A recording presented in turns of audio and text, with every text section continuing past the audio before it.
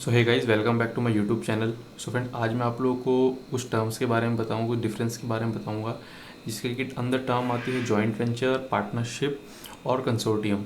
तो ये तीन वर्ड्स अगर आप लोग टेंडर भरते हो तो उसमें आप लोगों ने देखे होंगे, और ये बहुत ही सिमिलर से वर्ड हैं। जैसे जॉइंट वेंचर हो गया, कंसोर्टियम हो गया, पार्टनरशिप फर्म हो गया।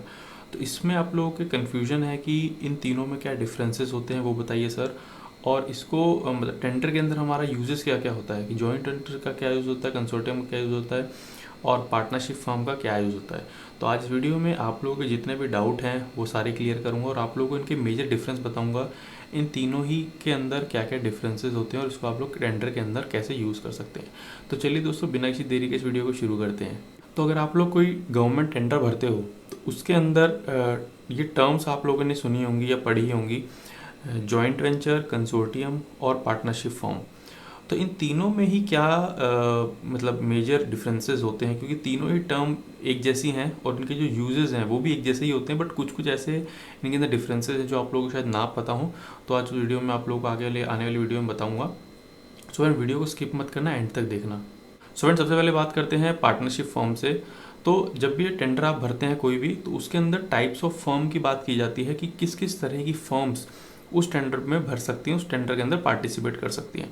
तो उस टाइप की फर्म्स के अंदर फ्रेंड तीन चार फर्म्स आती हैं। जैसे आपकी प्रोप्राइटरशिप फर्म हो गई, आपकी एलएलपी फर्म्स हो गई, ठीक है, आपकी प्राइवेट लिमिटेड फर्म्स हो गई, और आपकी एक पार्टनरशिप फर्म हो गई।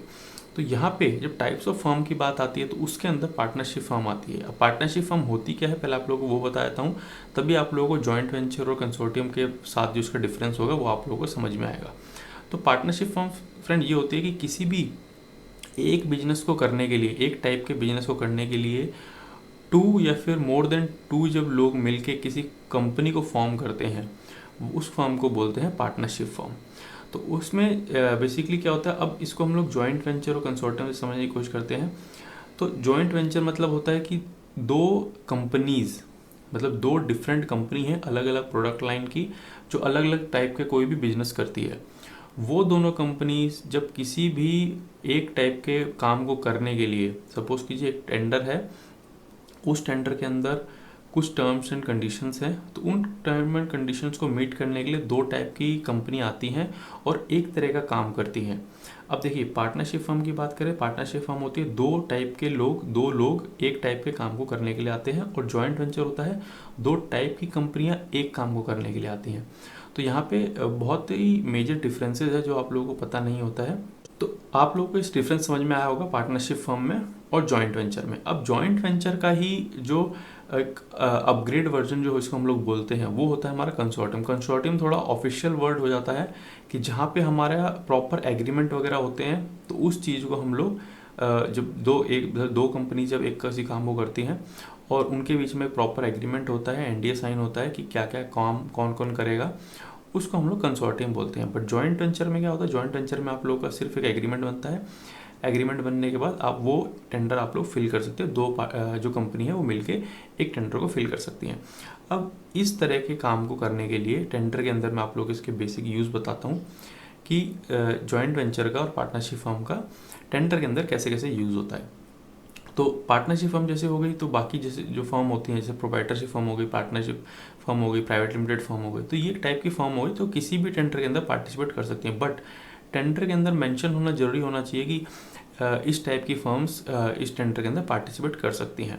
क्योंकि बहुत बार क्या होता है कि मैक्सिमम टेंडर्स के अंदर आप लोगों की प्रोप्राइटरशिप फर्म या फिर प्राइवेट लिमिटेड फर्म को ही एंट्री दी जाती है, जहाँ पे एलएलपी फर्म और पार्टनरशिप फर्म को एंट्री नहीं दी जाती। तो वो आप लोगों को टेंडर पढ़ना है ध्यान से, और आप लोगों को देखना है अगर आप लोग कोई पार्टनरशिप फर्म है तो आप लोगों की कंपनी उस टेंडर के अंदर पार्टिसिपेट कर सकती है कि नहीं कर सकती है। अब बात करते हैं कंसोर्टियम और जॉइंट वेंचर की। तो आप लोगों ने टेंडर में देखा होगा कि बहुत सारे टेंडर्स के अंदर जॉइंट वेंचर अलाउड होता है और बहुत जगह लिखा होता है joint venture are not allowed. तो इन केस अगर जॉइंट वेंचर नॉट अलाउड है तो वहाँ पे आप लोगों को प्रीवियड क्वेरी डालनी है और जॉइंट वेंचर को आपको अलाउड करना है, इन केस अगर आप लोग जॉइंट वेंचर के थ्रू जाना चाहते हैं किसी भी टेंडर में।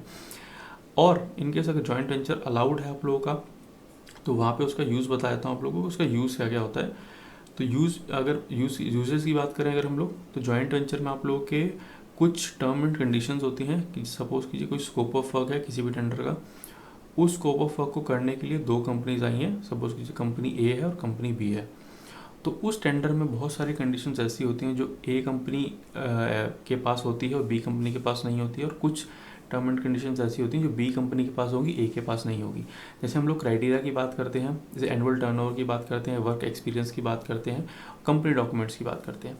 तो ये टेंडर के ऊपर डिपेंड करता है पूरा का पूरा कि उस टेंडर के अंदर मांगा क्या गया है।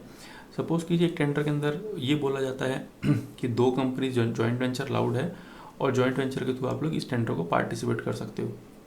बट वहाँ पे दोनों ही कंपनी के लिए मैंडेटरी होता है कि वो कुछ कुछ पार्ट्स हर क्राइटेरिया का मैंडेटरी है। कि जैसे एक्सपीरियंस क्राइटेरिया है, तो अगर कंपनी ए है, अगर वो पहले आती है, मतलब वो प्राइमरी बिडर बनती है, तो उसको 50% या 60% या 70% उस क्राइटेरिया का फुलफिल करना होगा, और पार्ट बी है वो 30% या 40% आप लोगों को फुलफिल करना होगा। तो ऐसे ही हर क्राइटेरिया का अलग अलग जॉइंट वेंचर पे बनाया जाता है। तो जैसे आप लोगों का एनुअल टर्नओवर की बात करी कि एनुअल टर्नओवर जैसे सपोज कीजिए एक टेंडर के अंदर 100 करोड़ मांगा हुआ है, तो कुछ टेंडर्स ऐसे भी होंगे कि प्राइमरी बिडर जो है, ए बिडर जो है आपका, वो सब कुछ फुलफिल करेगा, और जो बी बिडर है वो आप लोगों का सिर्फ काम करेगा, जो बेसिकली छोटा मोटा जो काम डिवाइड होगा। ये होता है एक क्राइटेरिया का। किसी किसी टेंडर में ऐसा होता है 50-50 डिवाइड कर देते हैं कि जो क्राइटेरिया मांगा हुआ है वो ए को भी 50% देना और बी को भी 50% देना, मतलब जो डॉक्यूमेंट ए लगाएगा वही डॉक्यूमेंट बी लगाएगा, प्लस जो एनेक्सर्स होते हैं आप लोगों के वो दोनों के ही लेटर हेड के ऊपर बन के आएंगे। जो भी कंपनी के जो डॉक्यूमेंट्स होते हैं वो सारे लगेंगे, ITR, balance sheet, GST, pan, ये सारी चीज़ें लगेंगी। तो इस तरीके से मतलब 2 कंपनी जो जुड़ के एक काम को करती हैं, मतलब एक कंपनी फुलफिल नहीं कर पाती, इस वजह से जॉइंट वेंचर को अलाउड किया जाता है, और दोनों ही कंपनियों को वो काम आना चाहिए, मतलब जो भी काम आप लोग डिवाइड करोगे वो काम आना चाहिए। तो इस तरीके से जॉइंट वेंचर किसी भी टेंडर को बिड कर सकता है, और कंसोर्टियम इसी का ही मेजर पार्ट है, जैसे मैंने आप लोगों को बताया पहले। तो वहाँ पे आपका प्रॉपर NDA एग्रीमेंट वगैरह साइन होता है, और उसके थ्रू आप लोग टेंडर के अंदर पार्टिसिपेट कर सकते हैं। तो जॉइंट वेंचर और कंसोर्टियम एक ही टाइप की टर्म्स है, इसमें आप लोग कंफ्यूज नहीं होना है। और पार्टनरशिप फॉर्म होती है वो एक टाइप ऑफ फॉर्म है, ठीक है ना। तो वो अलग चीज़ हो जाती है और जॉइंट वेंचर एक अलग चीज़ हो जाता है। तो ऊपर आता है आप लोग का पार्टनरशिप फर्म। अगर पार्टनरशिप फर्म अलाउड है तो आप टेंडर बिड कर सकते हो। फिर उस टेंडर के अंदर आप लोगों को जॉइंट वेंचर देखना होता है कि जॉइंट वेंचर भी हमारा अलाउड है कि नहीं है। तो ये कुछ मेजर डिफरेंसेस थे जॉइंट वेंचर और पार्टनरशिप फर्म के अंदर। और इस वीडियो से रिलेटेड अगर आपको कोई भी डाउट है तो आप लोग मुझे कमेंट कर सकते हैं। और अगर आप लोगों को कोई सजेशन इस वीडियो से रिलेटेड, या आप लोग चाह रहे हैं कि मैं आप लोगों के किसी टॉपिक के ऊपर वीडियो बनाऊं, तो आप लोग वो भी मुझे बता सकते हैं। तो thank you so much friends, जहाँ तक वीडियो देखा है तो वीडियो जरूर पसंद आया होगा। वीडियो को लाइक और शेयर जरूर करना, और चैनल पर फर्स्ट टाइम विजिट किया है तो चैनल को सब्सक्राइब करके बेल आइकन को जरूर दबा देना। तो चलिए दोस्तों, मिलेंगे मेरे नेक्स्ट वीडियो में। तब तक स्टे सेफ, टेक केयर।